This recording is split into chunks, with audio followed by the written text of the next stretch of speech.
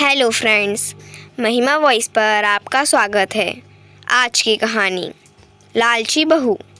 प्रेरणादायक कहानी। एक बार की बात है, एक शहर में एक परिवार रहता था जिसमें एक लड़का और उसके माँ बाप थे। वह बहुत अमीर तो नहीं थे, लेकिन उनमें प्यार बहुत था। कुछ दिनों के बाद उस लड़की की शादी हो गई। उसकी शादी सलोनी नाम की लड़की से हुई। वह बहुत लालची थी।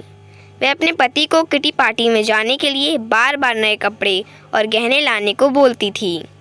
उसके पति ने उसको समझाया कि अपने बराबरी वालों से ही दोस्ती करना चाहिए। अगर तुम महीने में 10 बार किटी पार्टी में जाओगी तो तुमको हर बार नए कपड़े और गहने कौन दिलाएगा।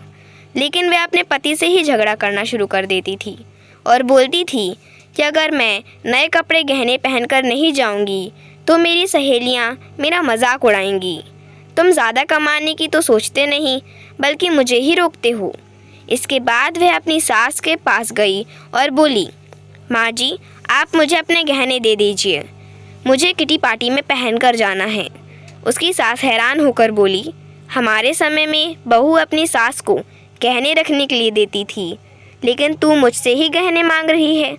उसकी इन हरकतों से सारा परिवार दुखी था। एक दिन सलोनी की सहेली शिल्पा घर आई। उसने सलोनी की सास से सलोनी के बारे में पूछा। उनने बताया कि सलोनी पार्टी में गई है।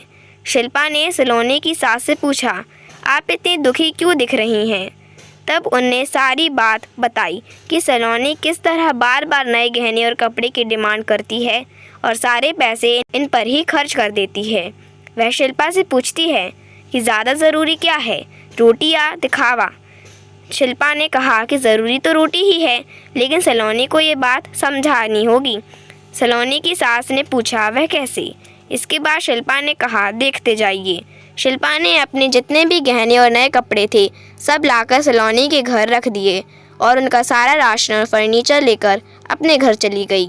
जब सलोनी घर आई तो अपने अलमारी में नए गहने और कपड़े देखकर बहुत खुश हुई।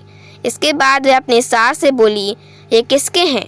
तो उसकी सास बोली, ये सब तेरे हैं, तुझको अब जितना बदल कर पहनना है पहन ली। सलोनी उनमें से नए कपड़े और गहने पहनकर घर में घूमने लगी। कुछ देर के बाद वह जब रसोई में गई तो उसने देखा कि घर का सारा राशन गायब था। राशन के डिब्बों में गहने थे। वह अपनी सास से बोली, ये क्या है? घर का सारा राशन और फर्नीचर कहाँ गया? उसकी सास बोली, वह सब बेचकर ही तेरे लिए नए गहने और कपड़े लेकर आए हैं, अब तू इनको ही बदल बदल कर पहन। सलोनी बोली, लेकिन गहनों से पेट थोड़ी भरेगा, खाना तो खाना ही पड़ेगा। तभी सलोनी की सहेली शिल्पा भी आ गई। उसने कहा, जब पहले तुम्हारी सास ने तुमको समझाया तब तुम नहीं मानी, इसलिए हमने ये सब किया। अगर तुमको लगता है कि तुम्हारा पति पर्याप्त नहीं कमाता तो तुम खुद नौकरी क्यों नहीं करती? तुमको इन फालतू के दिखावे से बचकर अपने घर पर ध्यान देना चाहिए। अब सलोनी को अपनी गलती का एहसास हो चुका था। सीख, हमें फिजूल खर्ची से बचकर ज़रूरी चीज़ों पर ध्यान देना चाहिए।